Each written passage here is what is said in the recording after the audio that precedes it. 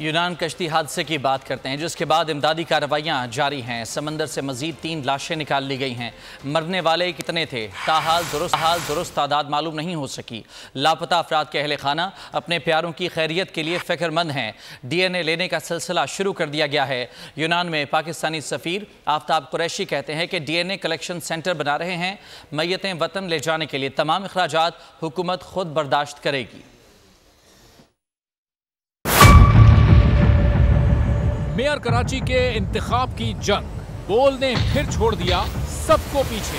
इस वक्त मुर्तजा वहाब मुंतखब हो गए हैं मेयर कराची, ये ऐलान कर दिया गया है बाकायदा तौर पर।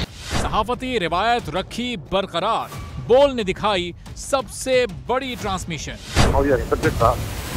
मैंने आपको कहा कि नंबर गेम में जमात इस्लामी के पास नंबर पूरे नहीं है। लम्हा बलम्हा की सूरत हाल से किया बाखबर अवाम को।